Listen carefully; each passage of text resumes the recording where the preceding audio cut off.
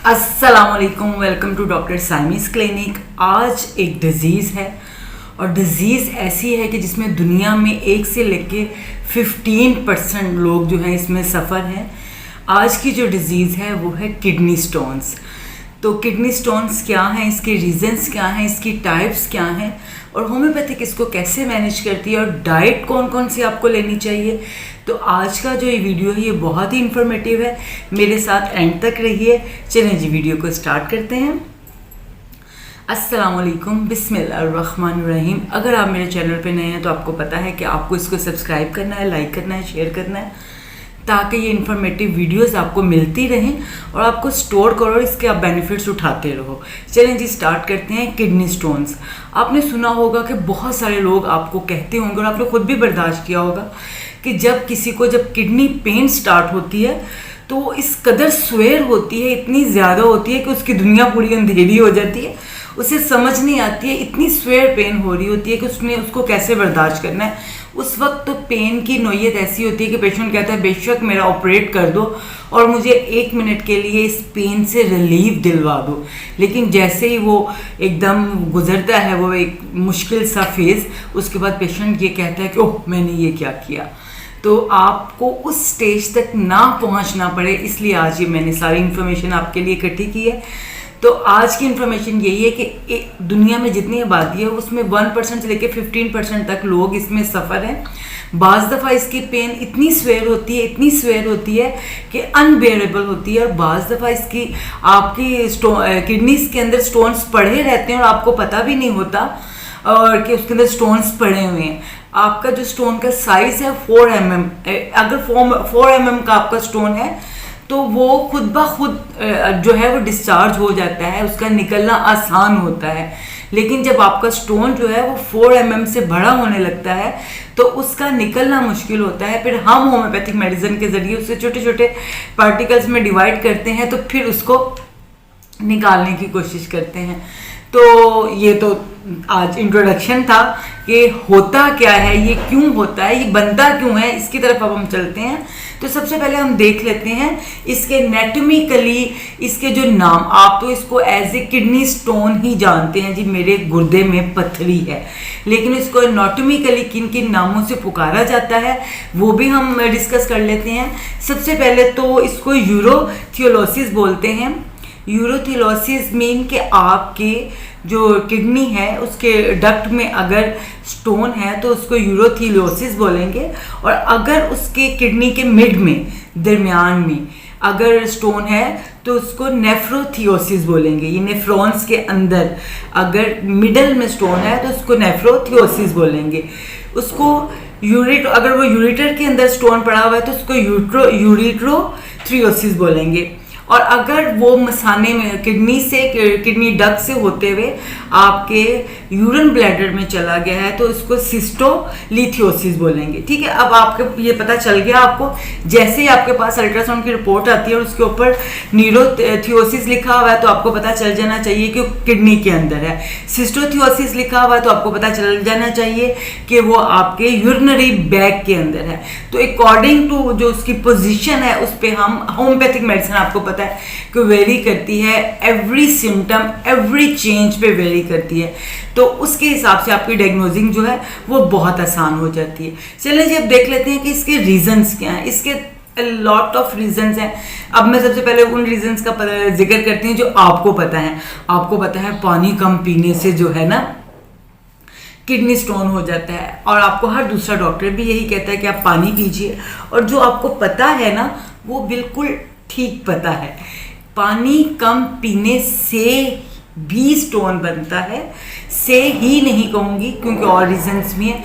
Actual में होता क्या है कि जब हमारे ब्लड में जो है मिनरल की अमाउंट जो है वो एक्सीड कर जाती है, ज़्यादा हो जाती है।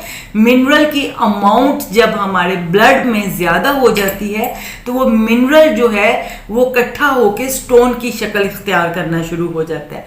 और जब हम पानी का इस्तेमाल कम करते हैं तो वो स्टोन बनने का जो ड्यूरेशन है वो ज़्यादा होने लगता है। वो जो स्टोन बनने का अमल है वो तेज होने लगता है, फॉर्मेशन उसकी ज्यादा होने लगती है। तो ये बहुत अहम फैक्टर है कि जब पानी कम पिया जाता है, कम पानी आप पीते हैं तो स्टोन्स ज्यादा होते हैं, क्योंकि ब्लड के अंदर मिनरल ज्यादा हो जाते हैं।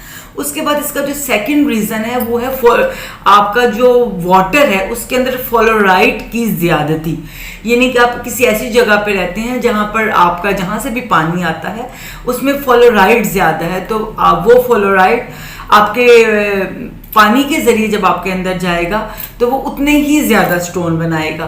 तो ब्लड में फ्लोराइड के ज्यादा होने से स्टोन बनना शुरू हो जाते हैं। अब आप ऐसा पानी पी रहे हैं जिसमें फ्लोराइड ज्यादा है, तो वो ज्यादा पानी ज्यादा स्टोन बनाएगा ना, तो यहाँ पे आके वो बात फेल हो जाती है जी पानी ज्यादा पियो। तो लिहाजा पानी आपको जरूर पीना है, लेकिन पूरा प्योर एंड हेल्दी वाटर लेना है। पानी को पीने से पहले पानी की जो फॉर्मेशन है उस पर भी ज़रूर गौर कीजिएगा कि कहाँ से पानी ले रहे हैं, वो कितना जो है वो जरासीम से पाक है। फिर जो इसका नेक्स्ट रीज़न आ जाता है वो ओबेसिटी है। आपको पता है कि obesity this is the mother of disease, ये हर बीमारी की माँ है, ये हर एक बीमारी को क्रिएट करती है, इसी तरह ये किडनी स्टोन्स को भी क्रिएट करती है। उसके बाद आ जाते हैं animal protein. Animal protein, excess use of animal protein, सादा अल्फाज में कहें कि जो लोग गोश्तखोर हैं, जो लोग गोश्त बहुत ज़्यादा खाते हैं, जिनको बहुत ज़्यादा जो है वो अपना गोश्त पसंद है, और वो क्या करते हैं कि वो बस उनकी सुबह में भी मीट जा रहा है, एनिमल मीट जा रहा है, दोपहर में भी एनिमल मीट जा रहा है, रात में भी एनिमल मीट जा रहा है। इस मीट से उन्हें एनिमल प्रोटीन, उनके ब्लड में एनिमल प्रोटीन का रेशो अप होने लगता है, और ये रेशो अप होने की वजह से उनके किडनी स्टोन्स बनना शुरू हो जाते हैं। तो लिहाजा जो लोग भी गोश्त खाते हैं, गोश्त पे हाथ होला यानी कि आप कम थोड़ा गोश्त खाना कीजिए, प्रोटीन जो है उसको कम लीजिए अगर आपको स्टोन्स बनते हैं या आपका रुझान है स्टोन्स बनने की तरफ। फिर उसके अलावा कुछ लोग ना ओबेसिटी के लिए, पतले होने के लिए, स्मार्ट होने के लिए, स्किन को फ्रेश करने के लिए सेब का सिरका और अंगूर का सिरका या सेब का जूस और अंगूर का जूस बहुत ज़्यादा यूज़ करते हैं। Excess use of grapes juice और excess use of apple juice, ये भी क्रिएट करता है स्टोन्स। ठीक है, this is the different thing जो आपको सुनने को मिली है कि बहुत ज़्यादा सेब का जूस पीने से, बहुत ज़्यादा अंगूर का जूस पीने से भी आपकी जो किडनी स्टोन्स है उसकी फॉर्मेशन हो जाती है। उसके बाद आ जाते हैं जनाब, ये तो कुछ रीजंस थे, ठीक है, उसमें एक दो रीजंस मैं अपने से भी ऐड करना चाहती हूँ। एक्सरसाइज ज़रूर करें और जो है डीप ब्रीथ लें, इनहेल एक्सेल, डीप ब्रीथ, और एनर्जी के साथ हेल्दी लाइफ गुजारें, हेल्दी डे का आगाज़ करें। थोड़ी थोड़ी देर बाद थोड़ा थोड़ा खाइए, क्योंकि आपका जो पानी है, जो आपका किडनी है, वो वन टाइम में 50 ml पानी को एब्जॉर्व कर सकता है, फिल्टर कर सकता है। तो उसको एक वक्त में ज़रूरत से ज़्यादा बोझ उसके ऊपर मत डालें। एक वक्त में आपने ग्लास पकड़ा, बोतल पकड़ी, घटाघट घटाघट घटाघट 2 लीटर पानी पी गए, लीटर पानी पी लिया, ½ kg पी लिया, नहीं, ऐसा बिल्कुल नहीं आपने करना। लोग क्या करते हैं, बहुत लंबा अरसे के लिए पानी नहीं पीते और फिर एकदम पी जाते हैं बहुत ज़्यादा। ऐसा नहीं करना, आपको थोड़ी थोड़ी देर के बाद 50 ml पानी पीते रहना है कि किडनी भी अपना वर्क जो है वो प्रॉपरली करता रहे, थके नहीं कि ये क्या है भाई, एक तो उसको काम करने को 6 घंटे कुछ दिया ही नहीं, दिया तो एकदम ही इतना पानी का बोझ डाल दिया बेचारे को फिल्टर करने के लिए। चलें जी, अब आ जाते हैं हम इसकी टाइप्स पे। इसकी टाइप्स कौन कौन? वो कैल्शियम ऑक्सलेट है, कैल्शियम ऑक्सलेट से बने हुए स्टोन्स होते हैं। और सेकंड जो इसकी टाइप है, सेकंड टाइप इसकी यूरिक एसिड स्टोन है। ऐसे लोग जिनको यूरिक एसिड होता है, यूरिक एसिड ही इकट्ठा होकर स्टोन, ऑक्सलेट स्टोन्स जो हैं वो उन लोगों के अंदर ज्यादा बनते हैं जो लोग एक्सेस यूज करते हैं vitamin D and vitamin C की टैबलेट्स। अब बहुत ज्यादा हर डॉक्टर्स भी लिख के दे रहा होता है जी ये CAC 1000 ले लीजिए, ये विटामिन डी की फलान ले लीजिए, विटामिन CAC लें, विटामिन सी बहुत जरूरी है आपकी स्किन के लिए, आपकी आंखों के लिए, आपके हेयर्स के लिए, विटामिन डी बहुत जरूरी है आपकी स्किन के लिए आपके। लेकिन ये नहीं पता कि वो according to your body demand कितनी आपको चाहिए, हर एक की डिफरेंट बॉडी है। तो उसमें क्या होता है कि एक दफ़ा डॉक्टर ने रिकमेंड करके आपको 15 डेज के लिए लिख दिया, लेकिन आपने 15 वीक्स के लिए ले लिया कि ज़रा हड्डियाँ और मजबूत हो जाएंगी, स्किन ज़रा और खूबसूरत हो जाएगी। Excess use of everything is bad, ज्यादती हर चीज की बुरी है। तो जितने दिन के लिए आपको किसी डिजीज में किसी डॉक्टर ने रिकमेंड किया, बस उससे ज्यादा ना लीजिए। उससे ज्यादा लेने से क्या होता है कि वो जो कैल्शियम आपकी बॉडी में अब्जॉर्ब नहीं हो पाता है, वो एक्स्ट्रा जो है आपके किडनी स्टोन्स क्रिएट करना शुरू हो जाता है। तो आपको vitamin D and vitamin C very necessary for your body, लेकिन इसको तलाश कीजिए अपनी डाइट में। अल्लाह पाक ने हमारे लिए हर तरह के विटामिन्स उगा रखे हैं, बना रखे हैं। तलाश तो आपको खुद ही करनी है ना, तलाश तो आपके अंदर की है। जिस चीज़ की जस्तजू हो उसके लिए तलाश करते हैं ना आप, अपना विटामिन डी और सी भी तलाश कीजिए, ठीक है। फिर उसके बाद आ जाता है नेक्स्ट इसका रीज़न सिट्रिक। वही मैंने आपको बताया, विटामिन डी ज्यादा होगा, मिनरल ज्यादा होंगे तो स्टोन बनेगा। इसी तरह सिट्रिक, कुछ लोग सुबह सुबह उठते भी लीमू डाल रहे होते हैं पानी में, लीमू पानी, लीमू शहद लिया मैं, लीमू टाइम। अब जब बहुत ज्यादा सीक्रेट जो विटामिन सी है, खट्टी चीजें, आम सादे अल्फाज में बहुत ज्यादा खट्टी चीजें जब आपकी खुराक में भरने लगती हैं, तो तब भी वो खट्टी चीजें मिलके आपके स्टोन्स बनाती हैं। दही ले लिया आपने खट्टा, डाइट पे चल रहे हैं आप, दही ले लिया आपने खट्टा, आपने एक दिन में वो सिरके का जूस भी ले लिया, आपने एक दिन में 12 नींबू का रस भी ले लिया। यानी कि आपकी इस डाइट में अगर सीक्रेट चीजें बहुत ज्यादा आ रही हैं तो वो भी आपकी फॉर्मेशन बनाते हैं। और फिर वही जो अभी मैंने रीजन पीछे डिस्कस किया, excess use of animal protein. और एनिमल प्रोटीन का बहुत ज्यादा खाए जाना, बार बार खाए जाना, सुबह भी था, दोपहर भी था, शाम भी था। ये ब्लड के अंदर मैग्नीशियम, आपको मैं बहुत वीडियोस में बता चुकी हूँ मैग्नीशियम का क्या रोल है हमारी वो बॉडी में। अगर आपकी बॉडी के अंदर मैग्नीशियम कम होने लगे, अगर आपकी बॉडी के अंदर मैग्नीशियम कम होने लगे, तो रोल है वो पोटाशियम का है। जब आपकी बॉडी में, आपकी डाइट में ज्यादा पोटाशियम आ रही है, या पोटाशियम तो पूरी आ रही है लेकिन वो यूरिन के जरिए पूरी तरह खारिज हो नहीं पा रही है, और पोटाशियम की वजह से भी कैल्शियम ऑक्सलेट जो स्टोन्स हैं वो बनना शुरू हो जाते हैं। उसके बाद स्टोराइड स्टोन्स जो हैं, स्टोराइड स्टोन्स जो होते हैं वो आपके जब यूटीआई इन्फेक्शन होती है, इन्फ्लामेशंस की वजह से भी बनते हैं, या उनके होने की वजह से आपको यूटीआई थायराइडिज्म है, हाइपरथायराइडिज्म में भी आपके स्टोन्स जो हैं वो बहुत जल्दी, बहुत ज़्यादा बनना शुरू हो जाते हैं। और आपको यूरिक एसिड है अगर आप, तो यूरिक एसिड में भी यूरिक एसिड। चलिए अब हम देख लेते हैं इसकी साइन एंड सिम्टम्स क्या है। साइन एंड सिम्टम में मैं आपको बता चुकी, कुछ तो कुछ और बता लेती हूँ। पेन जब स्टार्ट होती है तो बहुत ज़्यादा, बहुत शदीद पेन स्टार्ट हो जाती है कि आपसे अनबेरेबल होती है। बाज़ दफ़ा स्वेलिंग होने लग जाती है, आपके पाँव में स्वेलिंग होने लग जाती है बहुत ज़्यादा। आपके यूरिन के अंदर जब आप यूरिन पास करते हो तो आपको झाग सी फील होने लग जाती है। बाज़ दफ़ा आपका जो थायराइड है वो हाइपर पोजीशन पे चला जाता है।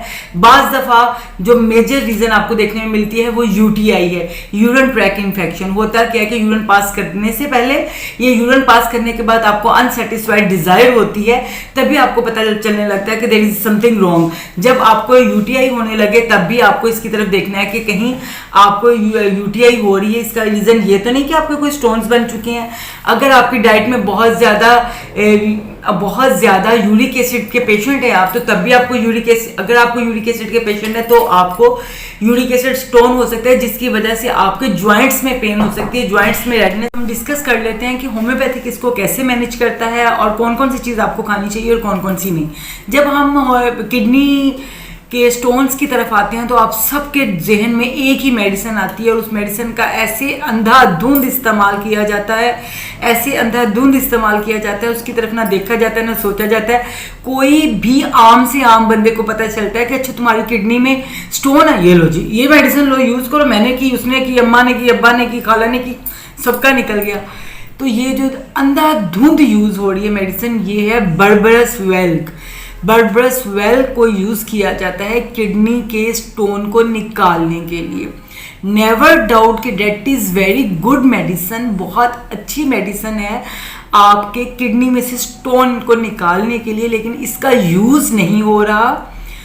सॉरी टू से कि इसका मिस यूज हो रहा है। ये अंधाधुंध इस्तेमाल की जा रही है और इतने हॉस्पिटल्स में ये जो जितने ऑपरेट हो रहे हैं किडनी स्टोन्स के लिए, इन तमाम की वजह मिस यूज़ ऑफ बर्बरस वेल्क है। सब एक दूसरे को बहुत जल्द मशवरा दे देते हैं कि बर्बरस वेल्क मदर टेंचर में ले आओ, और बस वो ले आते हैं और कई कई साल यूज़ करते रहते हैं, जिससे क्या होता है कि यूरिटर डक्ट्स जो होती हैं वो तंग हो जाती हैं और स्टोन हमेशा के लिए अंदर ही रह जाता है और आखिर जो उसका नतीजा होता है वो ऑपरेट होता है। तो मैं पहली जो मेडिसिन रिकमेंड कर रही हूँ वो बर्बरस वेल्क ही है, लेकिन आप इसको 30 में देंगे according to symptoms, according to situation, according to case taking. आप इसको 200 में भी यूज़ कर सकते हैं और 1 में भी। और अगर आपको इसका यूज़ करना ही है मदर टेंशन में, तो आप इसको 21 डेज से ज़्यादा मत यूज़ कीजिए। जितना अच्छा गोल्डन रिजल्ट ये आपको 21 डेज में देगा, उससे ही ज़्यादा बैड रिजल्ट ये आपको नेक्स्ट 21 डेज में दे सकता है। लिहाजा आपको बर्बरस वेल्क जो है उसे 30 में यूज़ करना है, 200 में यूज़ करना है। नेक्स्ट मेडिसिन है लाइकोपोडियम। लाइकोपोडियम को भी आप मदर टेंचर में फॉर 21 डेज और 30 और 200 में दे सकते हैं। अब लाइकोपोडियम में जिस वक्त पेशेंट यूरिन करता है और यूरिन में उसके रेत, रेड कलर की रेत इसके यूरिन में बैठने लग जाती है, तो ऐसी कंडीशन में लाइकोपोडियम बहुत अच्छा काम करती है। इसके बाद जो नेक्स्ट मेडिसिन आती है वो सारसेप्राइला है। सारासेप्राइला, सारा बड़ा प्यारा सा नाम लगता है ना, सारा, तो इसको सारासेप्राइला बोला जाता है। सारासेप्राइला जब आपके यूरिन के अंदर वाइट कलर के पार्टिकल्स बैठने लग जाएं, देन यूज सारासेप्राइला यूज होती है। तब भी यूज होती है जब आपको यूटीआई इन्फेक्शन हो रही होती है, तब भी यूज होती है जब आप पेशाब आवर, यानी कि यूरिन को बहुत ज़्यादा लाने वाली ये मेडिसिन है। जब आपका यूरिन खुल के नहीं आ रहा है, रुक के आ रहा है, पेन हो रही है, देन आप सारासेप्राइला को यूज़ कर सकते हैं। उसके बाद अकॉर्डिंग टू कॉन्स्टिट्यूशनल कलकेरिया कार्ड भी इसमें बहुत अच्छा इफेक्ट करती है। पेन की सूरत में इसमें डायस्कोरिया बहुत अच्छा काम करती है, कोलुसेंसिस बहुत अच्छा काम करती है, लेकिन तमाम ये मेडिसिन अकॉर्डिंग टू सिम्टम दी जाती हैं। अब हम देखते हैं कि कौन सी फूड है जो आपने अवॉइड करनी है।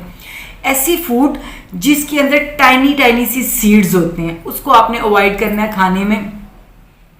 जैसे टमाटो तो आप खा सकते हैं, लेकिन उसके अंदर का गूदा और बीज नहीं ले सकते हैं। जैसे स्ट्रॉबेरी, उसके बाहर के सीड स्टेन करके ले लें, अदरवाइज वो आप ना लें।